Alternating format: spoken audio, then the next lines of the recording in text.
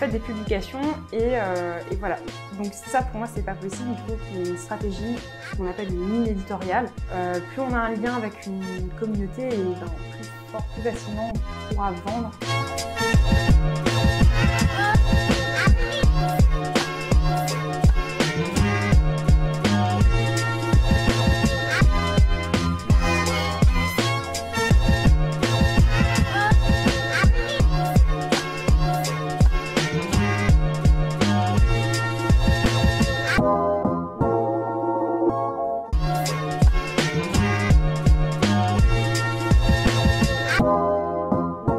Bonjour Catherine. Bonjour Rémi. Merci d'être venue. Merci à toi. Catherine, ça fait maintenant 3 ans que tu as ta société.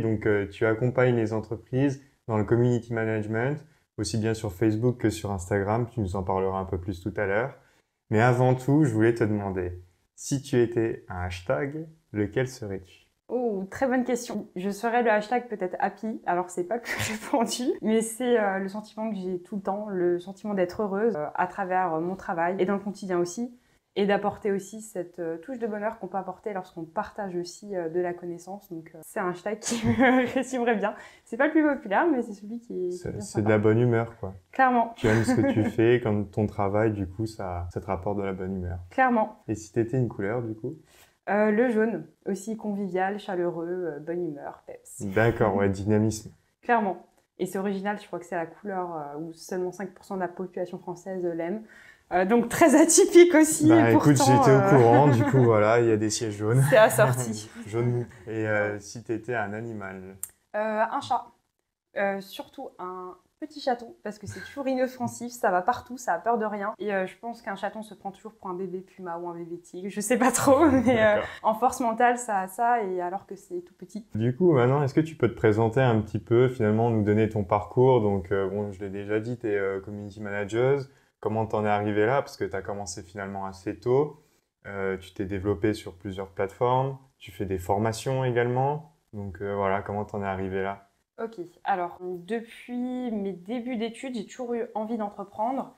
Et j'ai eu de la chance d'avoir très tôt une personne qui m'a donné le goût du marketing, donc une prof qui était vraiment géniale. Et l'envie d'entreprendre, c'était pas forcément dans le marketing au début. J'ai testé plusieurs domaines d'activité qui me plaisaient. L'assurance, le BTP, voilà, j'ai testé plusieurs choses. T'étais dans quelles études à ce moment-là? En DUT gestion administrative et commerciale des organisations, donc Ok. le fameux DUT GACO, c'est un peu long comme nom, qui était à Sarreguemines, donc qui était vraiment très bien. Et c'est vraiment là où j'ai pris goût au marketing, et j'ai voulu continuer dans cette voie-là. À l'époque, on disait que pour travailler en marketing, il fallait absolument un master. Ce qui aujourd'hui est un peu faux, parce qu'il y a de super licences en marketing qui permettent aussi d'accéder à des postes en marketing. Mais du coup, j'ai fait une licence générale en gestion à l'IENS et j'ai D'accord. poursuivi sur un master marketing. J'ai toujours continué à avoir des expériences professionnelles à côté de mes études. Ouais. Des boulots du soir? Des boulots, ouais, voilà, un peu, ou même des fois en complément. J'ai eu une expérience très longue de 2 ans et demi. En début, j'étais chargée de communication. D'accord. Ensuite, chargée d'études et de développement, donc en parallèle avec mon master. Une salariée polyvalente. C'est ça, exactement, le fameux couteau suisse. Et du coup, ça me plaisait énormément. C'était vraiment l'expérience la plus marquante pour moi. Et du coup, durant mon parcours de master, j'ai rencontré des commerçants locaux qui, eux, avaient des questions précises en marketing sur comment gérer leurs réseaux sociaux, comment créer une page Facebook. Et du coup, des fois, je donnais un petit coup de pouce sur ces questions-là. Et j'ai remarqué que j'aimais énormément ça. Et je me suis rendu compte qu'effectivement, il y a des métiers où on est expert dans son domaine d'activité, mais pas forcément en communication, pas forcément en plus aux outils de communication comme les réseaux sociaux. On maîtrise bien son métier de base, mais après, pour le mettre en avant, c'est autre chose. Clairement, c'est ça. Et on se rend compte qu'effectivement, en plus, quand on parle marketing digital, on pense directement aux réseaux sociaux. Quand on est à son compte ou une entreprise, on se dit les réseaux sociaux, on en voit l'utilité.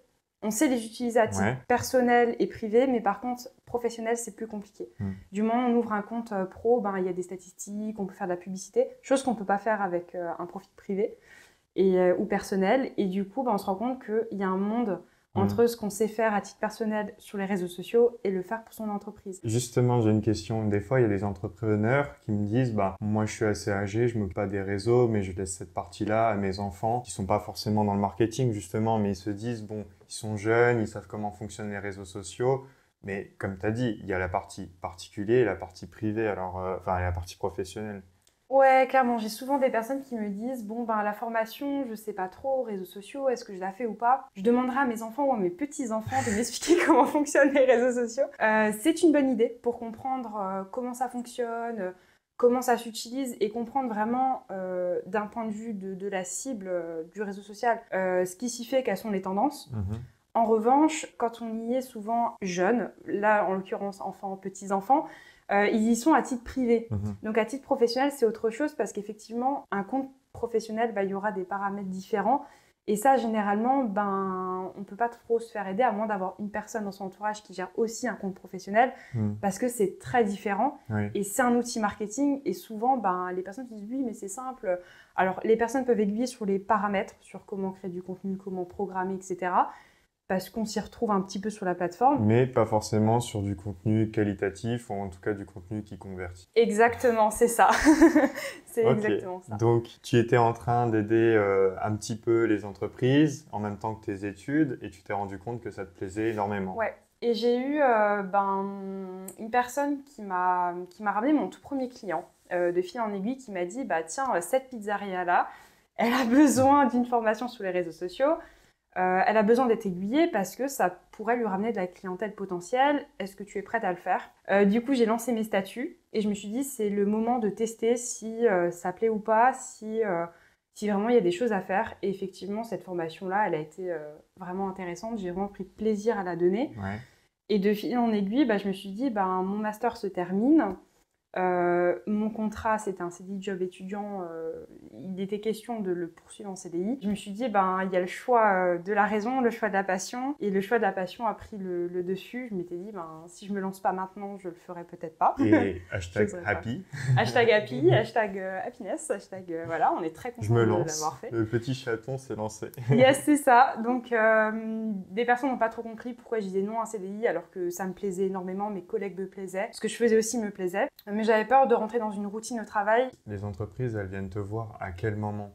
Quand elles ont besoin de se développer, c'est-à-dire elles vendent déjà bien, elles veulent vendre plus, quand elles démarrent ou quand elles sont dans une impasse et que justement les ventes commencent à diminuer. Alors, j'ai plusieurs cas de figure.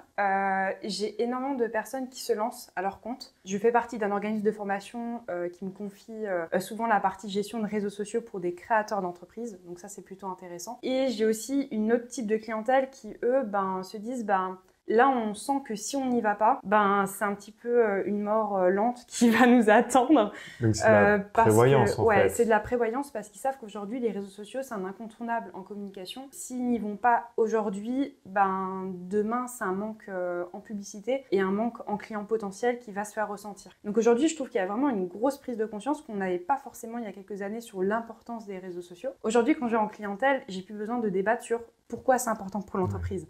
Là, on n'est plus sur le comment on passe à l'acte, comment on le fait. Oui, j'entends régulièrement justement des chefs d'entreprise qui me disent il faut y être.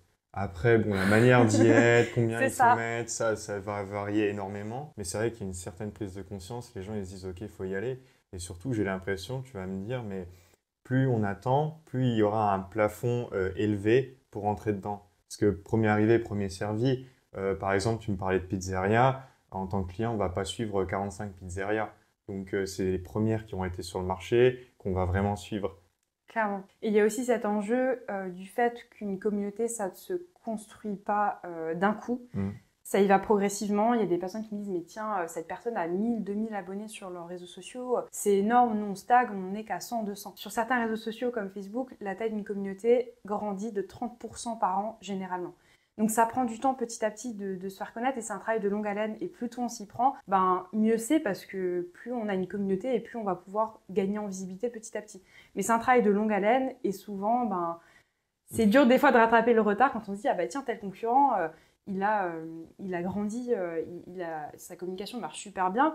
Oui, mais si on va atteindre ce stade, il faut commencer le plus tôt possible. Redoubler les efforts. Quoi. Et clairement, il va falloir être super régulier parce que c'est clair qu'au début, on va commencer avec une petite communauté, ça va grandir petit à petit, mais il ne faut pas abandonner. Donc, tu t'es lancé, tu t'es dit, vas-y, j'ai deux choix. Tu as choisi le choix de l'entrepreneuriat, de faire, donc tu fais des formations, mais aussi de l'accompagnement individuel pour les entrepreneurs, pour les chefs d'entreprise, c'est ça?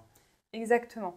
Donc il y a ce volet formation où le but c'est vraiment d'entrer avec un objectif et de se dire bon bah on y va, on voit ce qui est possible de faire sur les réseaux sociaux, comment on le fait. Le but c'est de structurer les étapes et de repartir avec un maximum de connaissances pour les gérer au quotidien. Et il y a des prestations aussi de coaching où là on se donne vraiment un objectif. C'est quoi l'objectif? Donc là en amont du coaching on réfléchit déjà au réseau social le plus adapté ou les plus adaptés d'ailleurs pour leur entreprise et on se dit c'est quoi l'objectif? Est-ce que c'est faire de la prospection sur LinkedIn? Est-ce que c'est vraiment de créer une communauté? Et sur le coaching, on va travailler là-dessus et uniquement là-dessus. Okay. Et on va se donner généralement 1 mois, 2 mois maximum, où chaque semaine, on va se voir, on va traiter de la problématique et il y a un tout petit peu de voilà comment ça fonctionne, voilà comment ils font faire. Ouais. Je guide la personne, mais le but, c'est qu'à la fin du coaching, elle soit complètement autonome et qu'elle se dise « Ok, je commence déjà à voir les résultats, c'est bien, la machine est lancée. » Tu travailles sur la stratégie, du coup. C'est ça, exactement. On est vraiment très stratégie. Et à côté de ça, il y a des personnes qui n'aiment pas gérer leurs réseaux sociaux, c'est pas un crime, on a le droit, ou alors qui n'ont pas de temps, tout simplement, de gérer leurs réseaux sociaux. Donc là aussi, je peux proposer de gérer les réseaux sociaux à leur place.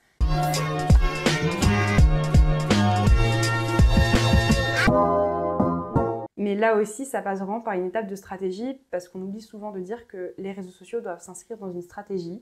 Global. Et qu'on ne peut pas dire « Ok, c'est bon, demain on commence à poster sur les réseaux sociaux ». Faites des publications et voilà. Donc ça, pour moi, c'est pas possible. Il faut qu'il y ait une stratégie, ce qu'on appelle une ligne éditoriale, avec vraiment à qui on s'adresse, le ton, le discours, quels sont les objectifs sur les réseaux sociaux et que les idées de publication découlent de ces objectifs qu'on détermine ensemble, tout simplement. Ça vous est peut-être déjà arrivé, en fait, de publier, de ne pas avoir beaucoup d'engagement, c'est-à-dire de likes, par exemple, ou de commentaires, où vous dites j'ai l'impression de publier dans le vide. C'est peut-être même le cas en fait, parce que derrière, en fait, vous n'avez pas cette stratégie en vous disant pourquoi je vais publier, à qui je vais publier et qu'est-ce que je peux leur offrir qui va les intéresser vraiment. C'est pour ça que ce travail il est super important en amont en fait, c'est pour éviter de perdre du temps. Parce que ça peut arriver de faire des publications qui n'auront aucun impact. Donc il y a ce travail-là en amont à faire et c'est hyper important. Effectivement, il y a cette notion de ligne éditoriale et je pense qu'au-delà de ça, il y a aussi la connaissance sur l'algorithme des réseaux sociaux. Parce qu'on sait, on parlait de publications où il n'y a pas de like, pas de commentaires. C'est un peu dommage, ça veut dire que ça n'a pas touché notre audience, qu'il n'y a pas eu de réaction, donc ça n'a pas forcément trop intéressé notre audience. Mais derrière, plus on a de likes, plus on a de commentaires, plus on a de partages, ça fait ce qu'on appelle l'effet de buzz.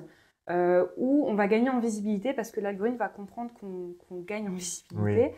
Ça intéresse notre audience et c'est un peu dommage parce que des fois aussi en créant sa publication, l'algorithme va déjà voir ce qui fonctionne ou pas dans la publication, ce qu'il appelle un indice de qualité de contenu. Donc au moment de faire sa publication, il y a toujours un petit délai, on a 0 vue sur la publication, il y a un petit robot qui passe, qui l'analyse et qui va déterminer si oui ou non cette publication va être déjà montrée à un maximum de monde ou pas. Okay, donc par exemple, un petit conseil, par exemple, quand on fait une publication, si on utilise des mots comme offert, gratuit, offre exceptionnelle, l'algorithme va se dire ok, c'est du contenu très commercial, très promotionnel. Donc ça nous intéresse. Ouais, voilà, ça nous intéresse moins, on est sur les réseaux sociaux pour se divertir. Okay. Donc l'algorithme va se dire la visibilité va être un petit peu réduite. Okay. Donc c'est important de savoir tous ces petits conseils qu'on n'a pas forcément quand on crée du contenu au début. Parce que ça permet vraiment de savoir qu'est-ce qui fait qu'on est visible ou pas et comment on peut toucher un maximum de monde. Alors, ça ne veut pas dire qu'on ne doit plus utiliser le mot promotion, vendre, etc. sur les réseaux sociaux. Mais il faut le faire intelligemment. C'est ça, exactement.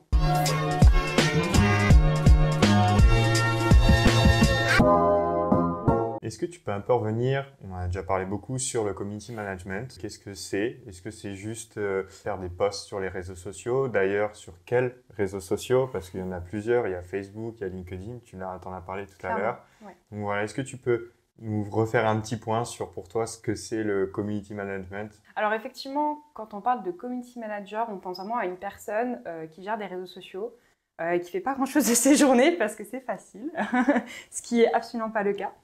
Un community manager, c'est vraiment une personne qui vient gérer une communauté, qui vient l'animer. Un community manager se doit de réfléchir à une stratégie. On ne peut pas juste se dire « Ok, je gère des réseaux sociaux ». Les gérer, ça veut tout dire et rien dire. Il y a des personnes pour qui community manager, ça va juste être de créer des publications. En réalité, ça va au-delà de ça. Ça va aller de la gestion de commentaires à la gestion des avis, à réfléchir à la stratégie. Est-ce qu'on emmène vers le site web? Est-ce qu'on emmène vers un podcast? Alors, quand tu dis gestion des avis, ça veut dire par exemple penser régulièrement à aller demander les avis aux clients, c'est ça? C'est ça. Ça va être de solliciter pour avoir des avis parce que les avis font partie de ce qu'on appelle une preuve sociale. Ça rassure de voir que oui, telle entreprise a des avis. Ça rassure aussi de voir que s'il y a un avis négatif, qu'il soit géré, qu'on y ait répondu. Ça aussi, c'est hyper important. Et ça, c'est le rôle du community manager, de veiller à ce qu'il y ait des avis, mais aussi que s'il y a un avis négatif, qu'il soit traité à bon escient et que la communauté soit un petit peu choyée, qu'elle soit écoutée aussi, parce que c'est l'avantage des réseaux sociaux, c'est que c'est vraiment le seul outil marketing où on peut vraiment échanger avec sa communauté, chose qu'on n'a pas quand on fait une publicité au cinéma ou une affiche. Là, on peut avoir du lien avec sa communauté et c'est vraiment quelque chose de puissant. Je prends une marque VS, un de ses concurrents, moi je choisis plutôt la marque où j'ai un lien avec. Je sais que si j'ai un problème, on pourra me répondre et community manager doit réfléchir à ça. Ok, en parlant de réponse, est-ce que c'est le rôle du community manager de répondre par exemple dans les messages privés que les gens vont envoyer et aussi d'ailleurs sur les commentaires? Ouais, alors moi je passe souvent un accord avec les entreprises avec lesquelles je travaille en disant à quel type de commentaire ou d'avis je réponds et à quelle chose c'est ma limite et je ne pourrais pas. Ouais. Et du coup, on fait souvent un débrief ensemble où on prévoit quel type de commentaires peuvent arriver sur la page, qu'ils soient positifs ou négatifs, comment on y répond. Tu peux me donner un petit exemple, par exemple un positif, un négatif? Alors un positif, ça va être par exemple très contente, alors là je prends le cas d'un restaurant, très contente du service rapide, on a super bien mangé, c'était très bon. Okay.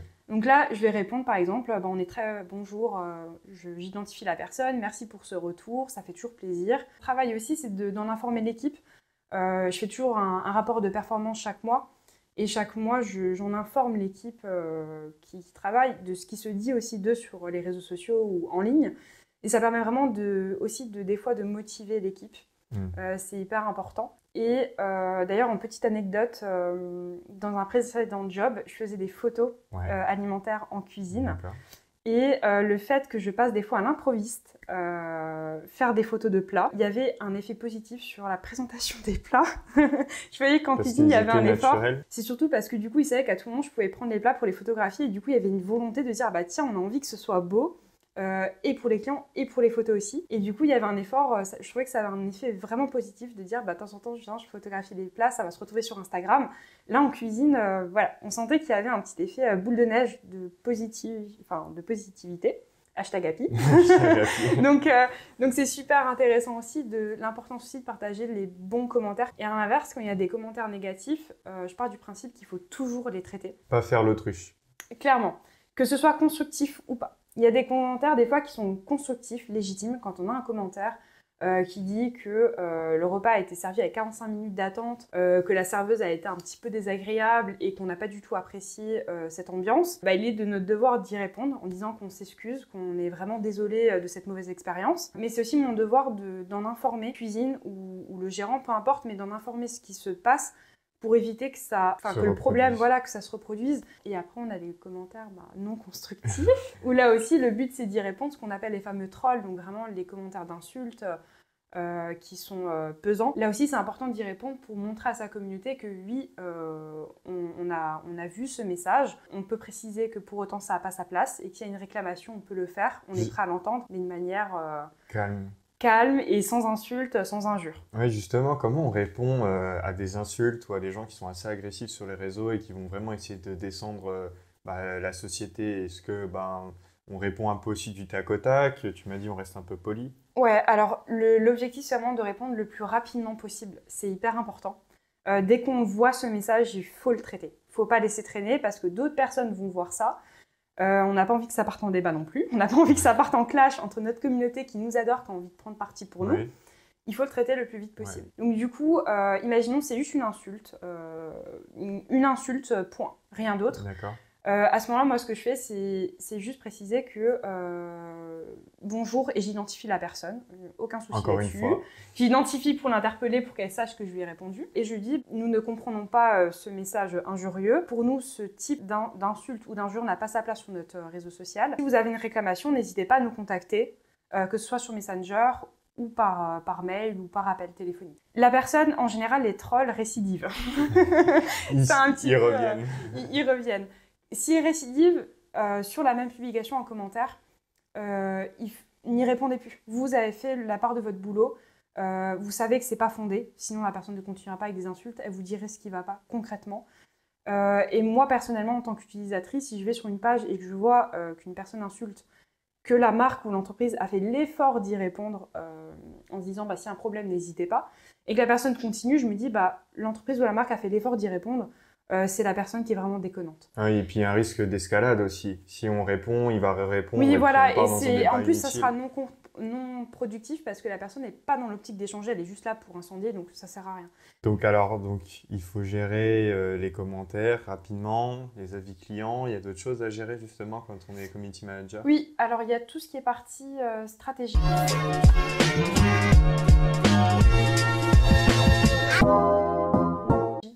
Qui est vraiment plus globale. Quand on fait des réseaux sociaux, souvent on dit tiens, je vais prendre un community manager dans le but de créer du contenu. Et on oublie que derrière, il peut y avoir plusieurs autres objectifs sur les réseaux sociaux et qu'il faut vraiment regarder ça avec un peu plus de recul et se dire tiens, qu'est-ce qui peut être fait en plus de la création de contenu sur mes réseaux sociaux. D'ailleurs, qu'est-ce qui peut être fait? Justement, on peut en discuter. Alors, par exemple, sur Facebook, on peut créer une boutique en ligne. Si la stratégie de l'entreprise, c'est de faire de la vente en ligne, du click and collect, peu importe, c'est judicieux, et c'est le rôle du community manager, de se poser la question comment on se sert des réseaux sociaux pour faire grandir l'entreprise. Ça va être autant sur les avis, les traiter, savoir ce qui va pas, s'améliorer. Et ça peut être sur comment, par exemple, on met en avant son site web. Donc là, on est sur des objectifs de vente, quoi. Ouais, par exemple, clairement. on vend un produit, alors, je sais pas, des plantes ou autre, Clairement. Et on va les mettre sur une boutique sur Facebook. Et en fait, toute la communauté qu'on va ramener sur la page, elle va aussi pouvoir acheter directement sur la page. C'est ça. En fait, effectivement, on peut faire des boutiques, par exemple, sur Facebook et Instagram. D'accord. Très peu de professionnels le savent, mais c'est le rôle du community manager de dire c'est possible à faire, est-ce qu'on le fait ou pas? Si oui, qu'est-ce qu'on met dans la boutique et qu'est-ce qu'on en fait de cette boutique? Le but, c'est de la promouvoir, de faire des publications avec des petites étiquettes qui ramènent vers le produit. Et en 2 clics, la personne peut se retrouver sur le site web et passer à l'achat. D'accord. Et ça, c'est le rôle du community manager de proposer, tiens, si la stratégie, c'est de faire de la vente en ligne, il faut qu'on crée une boutique en ligne. Si la stratégie, c'est de collecter des newsletters ou des contacts de personnes, je pense notamment aux agents immobiliers, qui, eux, répondent à un besoin précis dans le temps. On recherche une maison à l'instant T, pas dans 2 ans, pas dans 6 mois. Encore que, ça peut. Mais le besoin, il se déclenche au bout d'un certain moment dans une vie. Et c'est à ce moment-là qu'il faut collecter des données sur des personnes qui sont potentiellement intéressées. Et pareil, là, ça va être du rôle du community manager de dire, tiens, si vous voulez collecter des coordonnées de personnes qui sont en recherche d'un bien immobilier, il faut faire de la publicité Facebook. De telle manière. De telle manière à ce que les personnes puissent dire je suis intéressée par la recherche immobilière, je remplis un petit formulaire. Et derrière, nous, chaque semaine, on peut télécharger ce listing de personnes qui sont intéressées par la recherche. D'accord. Donc, un peu pour résumer, en gros, par exemple, si on vend des produits, surtout, on va pouvoir les vendre sur la boutique directement. Par contre, si on vend des services ou même des produits un peu plus chers, par exemple une cuisine, on ne peut pas vendre directement sur Internet. Là, on va essayer de récupérer, par exemple, des adresses mail ou des numéros de téléphone qui vont nous permettre de rappeler le client, de prendre des rendez-vous, etc. Donc, parce que les process sont quand même plus longs pour ce genre de services ou de produits. Donc, et à ce moment-là, le community manager, il va orienter ses publications en fonction de ça. Et pour moi, un bon community manager demandera toujours quelle est la stratégie marketing, quel est le but. Et essaiera vraiment de capter qu'est-ce qui est intéressant de faire pour l'entreprise. Je prends le cas d'une entreprise qui souhaite vraiment dire nous ce qu'on veut. Notre produit marche très très bien. Je prends le cas d'un coach sportif. Moi, le but, c'est de fidéliser les personnes que je coach. Parce qu'une fois que je commence un coaching ou 2, il y a une barrière de confiance qui s'est déjà créée. Généralement, je reçois mes clients sur bouche à oreille. Comment les réseaux sociaux peuvent m'aider à fidéliser? Ok, là, il y a toute une stratégie de tiens, comment on fidélise les personnes, comment on les met en avant, comment on fédère cette communauté de personnes qui sont coachées par telle personne. Ouais. Et du coup, ça devient vraiment un challenge. Et je pense que le community manager doit vraiment avoir un regard global, pas uniquement sur les réseaux sociaux, mais sur toute la stratégie. Des fois, il y a même en dehors de la stratégie web, je prends par exemple le cas d'un community manager, il sait que on peut collecter des adresses mail via un CRM, on peut en faire des newsletters, c'est à lui de dire tiens, vous avez un CRM, ça serait intéressant d'en faire une mailing list et de dire tiens, on va lancer une campagne de mailing et tiens, par exemple sur l'outil Sendinblue, on peut envoyer un mail automatique à tous les anniversaires en précisant que y a un petit cadeau à gagner, une réduction, peu importe. D'accord, donc c'est un vrai couteau suisse en fait, ouais, le community manager.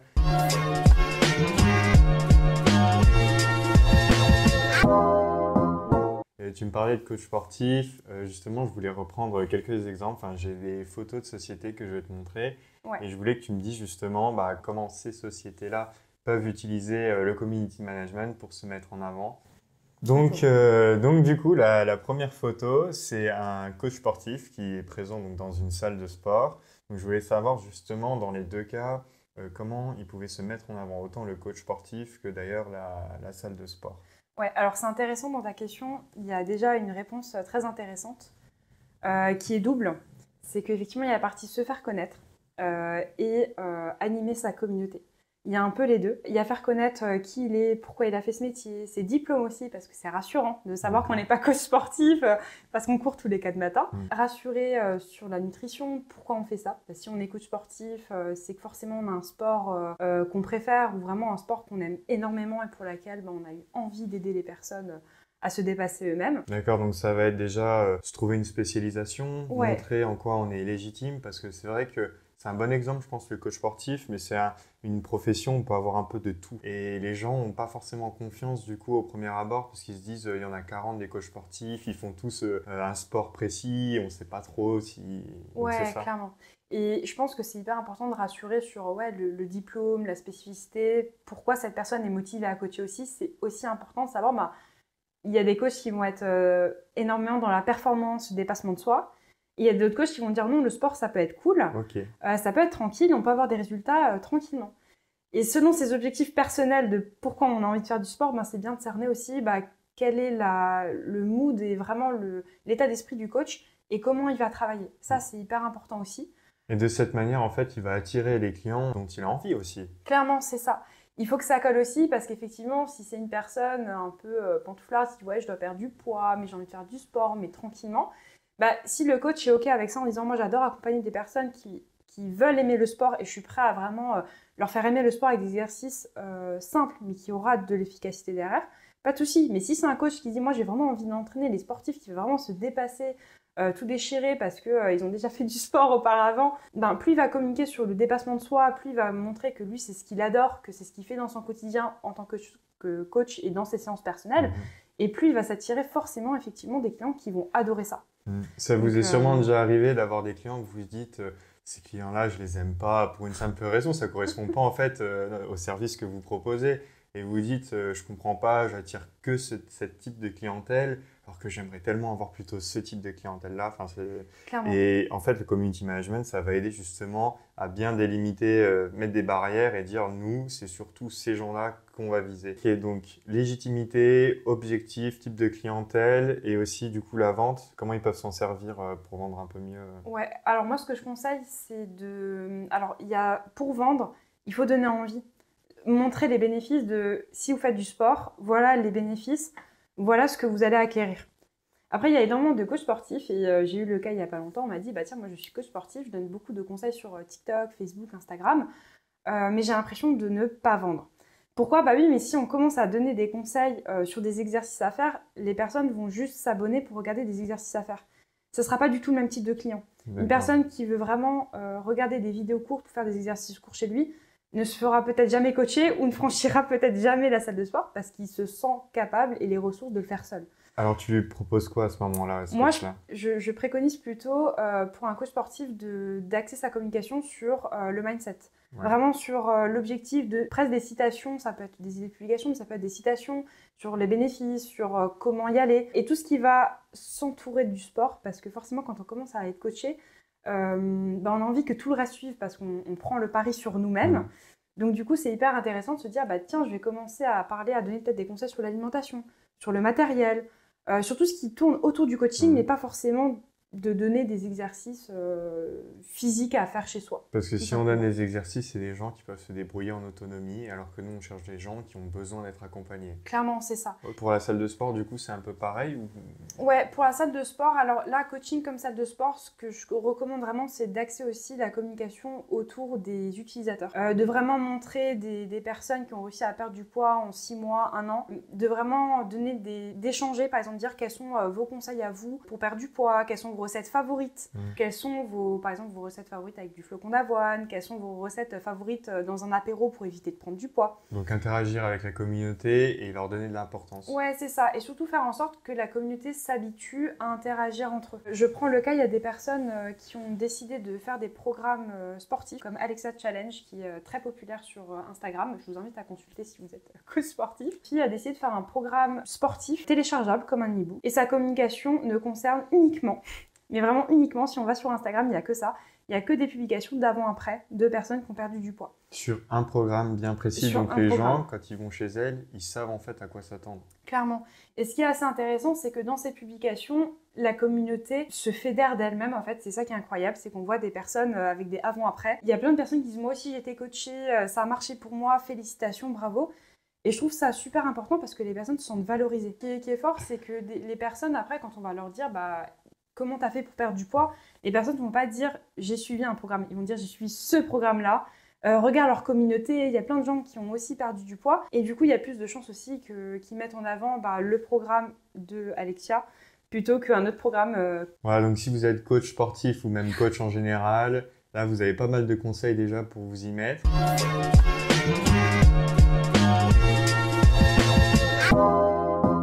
Sinon, j'avais une autre photo que je voulais te montrer. C'est parti, alors, ça, on va un peu changer d'univers, même si c'est toujours par rapport au corps. C'est une esthéticienne, voilà. Okay. Et je voulais savoir justement comment une esthéticienne, il y en a quand même beaucoup qui veulent se démarquer, peut se mettre en avant grâce au community management. Alors là, on va être totalement différent d'un coach sportif, on est d'accord, même si c'est le bien-être, on va éviter les photos d'avant, après, épilation, ce genre de choses, on va vraiment éviter. Non, par contre, pour une esthéticienne, c'est hyper important de montrer les bienfaits, de ne pas surjouer non plus le côté c'est agréable de se faire épiler, etc. Ne mentez pas à votre communauté, s'il vous plaît, c'est hyper important. Mais c'est intéressant de montrer quelle est la valeur ajoutée du salon esthétique, le côté parfois chaleureux qu'on peut avoir, le côté chez nous on ne vous posera pas de questions, c'est en toute intimité, en toute discrétion, le côté cocooning aussi de certains salons. C'est important parce que chaque institut est très différent l'une de l'autre. D'ailleurs, je crois qu'on dit un institut. Et souvent, on propose des produits quand on a un salon ou qu'on est esthéticienne. Comme chez le coiffeur, en gros. Exactement. Et ça, je trouve que malheureusement, c'est un petit peu oublié et qu'on les met un peu de côté. De mettre en avant les produits, la composition des produits aussi utilisés durant les soins, que ce soit à la vente ou utilisés directement au salon. C'est hyper important, cette notion de transparence, d'authenticité. Pareil, alors là, ça rejoint un petit peu le coach sportif. Il faut rassurer, montrer que on se forme toujours, qu'on teste toujours de nouvelles choses. Parce que l'esthétique aussi, c'est quelque chose qui est évolutif. Les pratiques changent souvent. Les modes aussi, de vernis à ongles, de coiffure, peu importe. Donc c'est hyper important de montrer aussi qu'on suit la tendance et qu'on a vraiment toujours envie de proposer les meilleures choses pour ses clientes. Donc ça, c'est hyper important. D'accord, donc parce que, j'y suis jamais allé, mais je vais essayer d'imaginer. Quand on va voir une esthéticienne, on recherche quand même de l'intimité. Ouais. Puis après, différents types d'atmosphères. Il y en a, ils vont préférer vraiment le cocooning, d'autres, ils vont vouloir catcher avec leur ami. Ouais. J'imagine, encore une fois.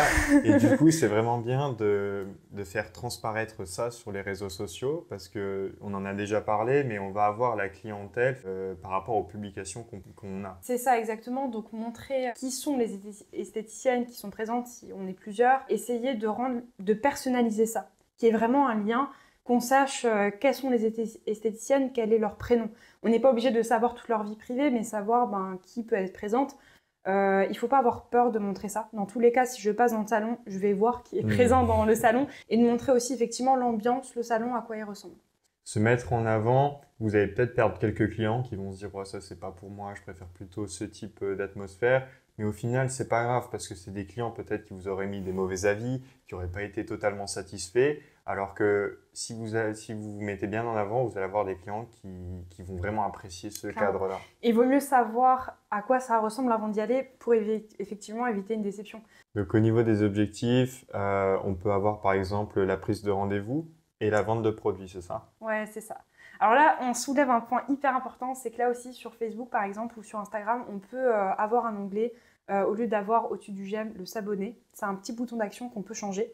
Et concrètement, on peut avoir un agenda Facebook ou lié avec un agenda électronique classique.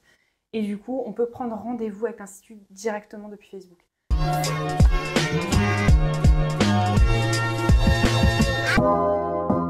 Ok, bah en tout cas, tu m'as déjà donné énormément d'astuces, tu nous as Voilà. donné énormément d'astuces. Mais pour aller un peu plus loin, est-ce que tu en as d'autres justement, par exemple des incontournables ou des choses à faire si on veut faire du community management et à pas louper? C'est de bien choisir les réseaux sociaux sur lesquels être présent. Mais je trouve que 3 réseaux sociaux, c'est judicieux. Souvent, l'erreur que font des entreprises ou des community managers, c'est de dire ok, on va aller partout, sur tous les réseaux sociaux, et on va essayer de gérer ça le plus grandement possible. Mais ils sont nulle part. Voilà, c'est ça le problème, c'est qu'effectivement, on se rend compte que soit ils publient tout le temps la même publication sur tous les réseaux sociaux, ce qui n'est pas forcément recommandé parce que, par exemple, pour une publication Instagram, on finit par une dizaine, quinzaine de hashtags, chose qu'on fait rarement sur Facebook. Donc voilà, il y a des petites distorsions. Et on ne va pas s'adresser, par exemple, sur TikTok de la même manière qu'on va s'adresser sur LinkedIn. Sur LinkedIn, on est avec des pros, donc forcément, le contenu va être plutôt professionnel et le langage sera différent que si on communique sur TikTok avec un langage un peu plus non conventionnel, un peu plus détente. On s'adresse à des jeunes, on peut se permettre un peu plus de... Ouais, d'être moins formel, quoi. Ouais, voilà, d'être moins formel, exactement. Donc, le mieux, c'est de choisir vraiment quelques réseaux sociaux les plus adaptés pour son entreprise. D'accord. Donc, avant tout, choisir sur quel réseau on va communiquer et ne pas en choisir trop. En général, moi, je dis pas plus de 2 parce que le problème, c'est que vous allez perdre tellement de temps, ça va vous démotiver et vous le ferez plus. Et au final, il y aura des pages mortes. Clairement, c'est ça. Et ça fait un peu l'effet inverse en se disant, bah tiens, l'entreprise, elle n'est pas active, elle n'a pas l'air dans l'air du temps, on a l'impression qu'elle ne gère pas ses réseaux sociaux. Et ça fait l'effet inverse. Vaut mieux voir que des réseaux sociaux qui fonctionnent que voir quelques pages et on se dit, mais c'est pas tenu. D'accord. Est-ce que du coup, tu en as une deuxième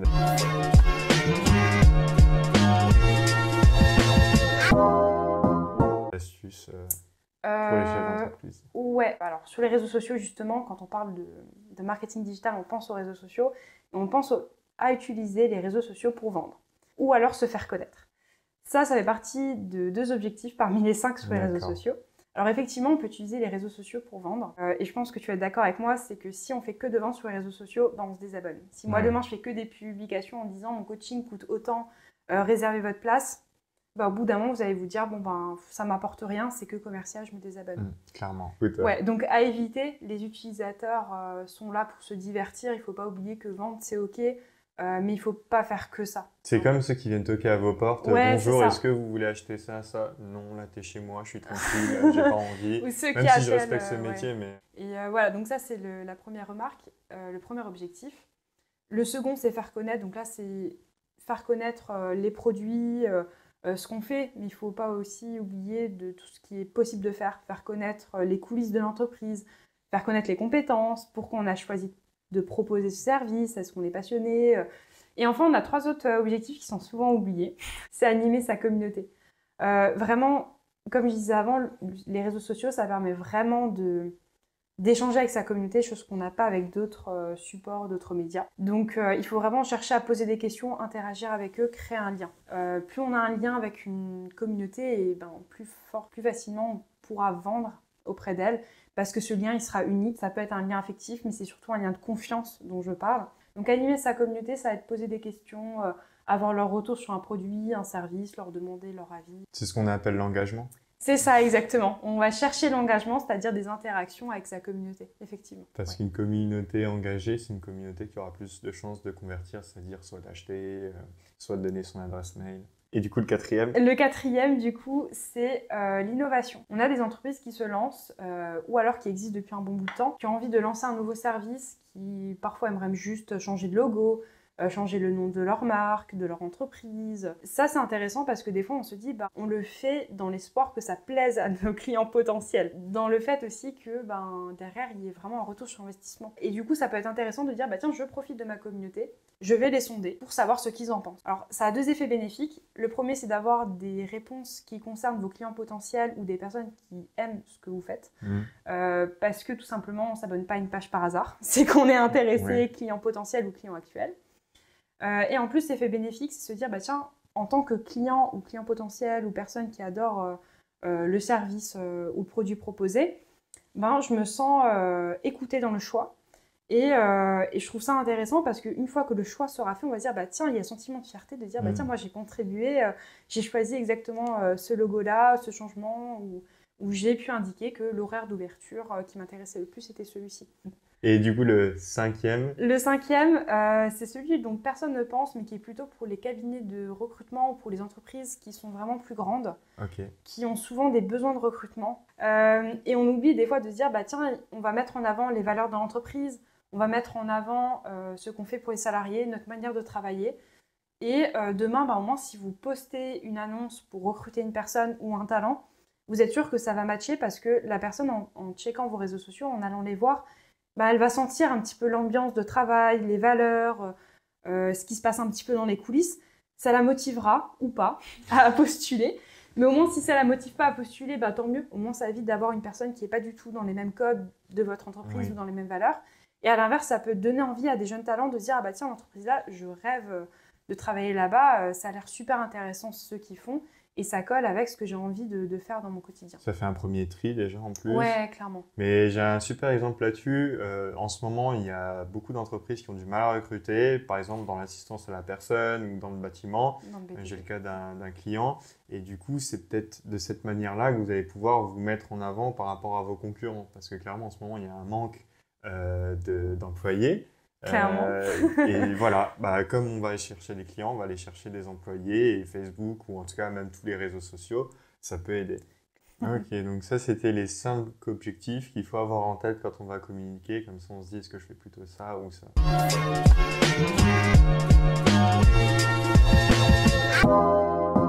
Tu nous as donné un peu les astuces qu'on peut mettre en place, est-ce que tu peux nous dire comment tu les as mis en place justement dans une entreprise que tu as eu en client? Tu m'avais parlé tout à l'heure d'une entreprise dans les bijoux, c'est ça? Ouais, c'est ça. Ça, c'est mon client coup de cœur, pour le coup. Effectivement, une bijouterie dans le secteur, donc c'est vraiment top.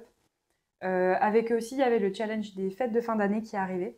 Donc, ça, c'est le contexte, ils sont venus voir pour les fêtes de fin d'année. C'est ça, exactement. Donc, en contexte, la bijouterie, je ne le savais pas avant. Mais apparemment, il y a quand même des périodicités et des saisonnalités de vente. Bon, j'imagine que voilà, effectivement, en août, on a moins de ventes parce que tout le monde est en vacances et qu'on a, voilà, s'acheter des bijoux, c'est peut-être pas la priorité. Mais effectivement, apparemment, les fêtes de fin d'année et la Saint-Valentin sont des périodes où il y a une grosse carte à jouer et sur lequel il faut vraiment communiquer pour essayer de toucher un maximum de monde. Donc du coup, ce que j'ai mis en place avec cette bijouterie, c'était une ligne éditoriale, donc on a vraiment réfléchi aux objectifs. Mais vous avez pris lesquels du coup? Alors nous, on avait pris l'objectif vendre, faire connaître, animer la communauté. D'accord. C'était vraiment les 3 principaux. Et du coup, par exemple, pour vendre, on a choisi des sous-objectifs. Faire connaître le site web, amener du monde en magasin. Et du coup, ça nous a amené à des actions qui mêlaient community management et actions marketing physique. On a organisé par exemple un jeu concours où les personnes devaient venir en boutique compléter le bon et le mettre. Et ça, c'était judicieux parce que ça fait venir les personnes en magasin. Plutôt que simplement participer en ligne, il y a vraiment une action concrète de dire bon bah si je passe dans cette rue, je sais qu'ils font un jeu concours, bah, je peux faire un petit tour voir ce qui m'intéresse. Et même si j'achète rien, je peux participer à un jeu concours et remporter de super lots vu que c'était des bijoux. Donc oui, c'était vraiment attrayant. Et puis une fois que les personnes elles sont sur place, elles peuvent même acheter tout court au final. Clairement, c'est ça. Et on a vraiment communiqué sur le côté cadeau de Noël, faites-vous plaisir ou faites plaisir à des proches. Et il y a eu vraiment de bonnes retombées. C'était pour une période de combien de temps à peu près? Du coup, on a commencé en octobre déjà à travailler ça, parce qu'effectivement, on ne peut pas arriver en décembre en disant c'est bon, on y va. Clairement. Donc déjà en octobre, on a travaillé un petit peu la stratégie, ce qu'on allait faire, les premières publications. Et fin octobre, début novembre, on avait déjà 80% des publications du contenu posté. Et il restait tout ce qui était gestion de communauté et vraiment poster les jeux concours, les résultats, etc. qui sont faits plutôt à l'instant T. D'accord. Qu'on ne pouvait pas forcément programmer, mais il y a eu un gros travail dès octobre.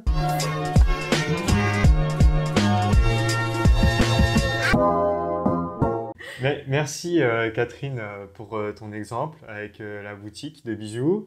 Maintenant, je voulais savoir s'il y avait des erreurs à éviter. On a parlé des astuces, mais est-ce qu'il y a des choses à surtout pas faire? Ouais, alors ça reprend peut-être un petit peu les astuces qu'on a vues, mais vouloir être présent partout sur tous les réseaux sociaux, c'est une mauvaise idée. Ne pas traiter les avis, c'est une mauvaise idée. Et pour moi, une grosse erreur majeure aussi, c'est de se dire que les réseaux sociaux sont faits uniquement d'un point de vue digital et qu'on les laisse et qu'on les regarde que d'un point de vue digital. Je pense qu'il faut juste prendre un peu de recul dessus et se dire qu'il faut que ce soit pris en compte dans la stratégie globale. Ça peut être se dire tiens, comment en physique dans ma boutique, je mets en valeur les réseaux sociaux pour capter des clients ou des clients potentiels qui sont venus dans la boutique. Donc ça peut être une affiche, rejoignez-nous sur les réseaux sociaux. Ça peut être un compteur de likes ou en boutique, quand on met un like sur la page, ça fait tourner un petit compteur. Donc voilà, c'est des petites astuces comme ça. Il faut vraiment que ça rentre dans une stratégie avec des newsletters, un site web et aussi physique. Je pense qu'il y a les deux. Et autant, par exemple, sur le point de vente ou peu importe, qui ramène vers les réseaux sociaux, mais aussi l'inverse est vrai aussi. Il faut que les réseaux sociaux puissent amener du monde directement en boutique.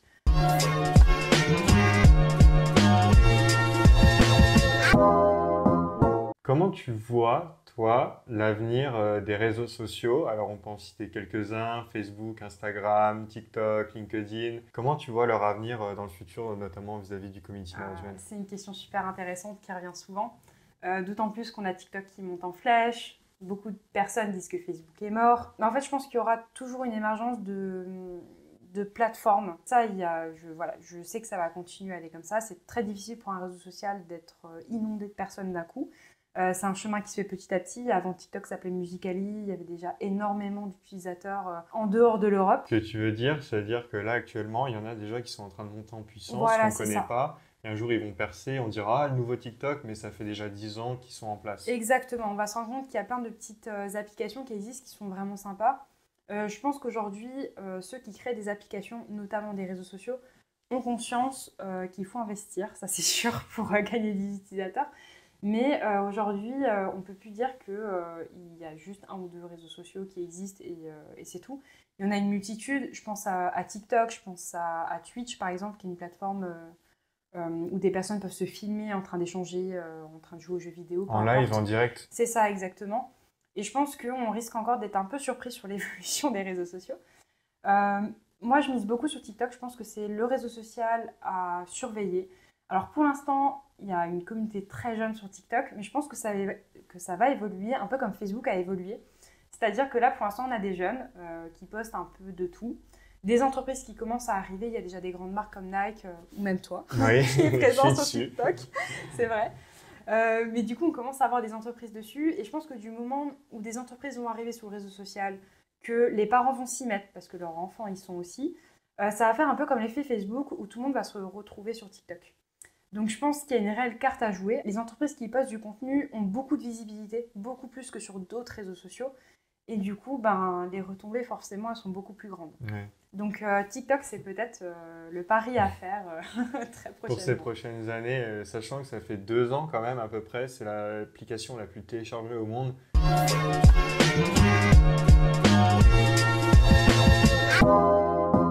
Tu te vois comment toi dans le futur actuellement? Donc ça fait 3 ans que tu as monté ton entreprise. Donc c'est quand même super, tu fais des formations, tu fais aussi des prestations en direct pour les entreprises. Tu vois ça évoluer comment? Alors, je vois évoluer mes prestations sur différentes plateformes. Comme je disais, TikTok, pour moi, c'est quelque chose d'important, c'est quelque chose qui va prendre de l'ampleur. Parce qu'actuellement, tu es sur Facebook, Instagram, LinkedIn, c'est ça? Ouais, c'est ça. C'est les 3 majeurs sur lesquels je donne des formations ou du coaching ou de la gestion de réseaux sociaux. Mais je pense que TikTok va arriver en flèche, ça c'est sûr. Et je pense que il faut que je m'adapte aussi à ça. Je m'adapte déjà aux évolutions des réseaux sociaux que j'utilise. Donc forcément, oui, il va y avoir une migration. Et je pense que d'autres réseaux sociaux seront plus adaptés pour les entreprises, tout simplement. Et aujourd'hui, tu es seule. Est-ce que tu comptes avoir des employés? Eh bien, pourquoi pas. J'y pense, j'y travaille. Ça ne sera pas pour cette année, peut-être pas l'année prochaine, mais dans les années futures. Pourquoi pas? Ce serait un beau pari. Je pense que je commencerai d'abord avec des stagiaires alternants, pourquoi pas. À moins que j'ai une personne en tête vraiment avec qui j'ai envie de travailler, et que le relationnel se fasse très bien. Pourquoi pas? C'est une opportunité qui peut être très intéressante. D'accord, en tout cas, merci d'être venu. Et puis, merci pour les conseils que tu nous as donnés et à très vite. Merci à toi Rémi pour cet accueil et merci à toi pour cette interview. Alors Catherine, Instagram ou Facebook? Instagram. Formation ou prestation? Formation. Prestation one shot ou long terme? Long terme. Photo ou vidéo? Plutôt photo.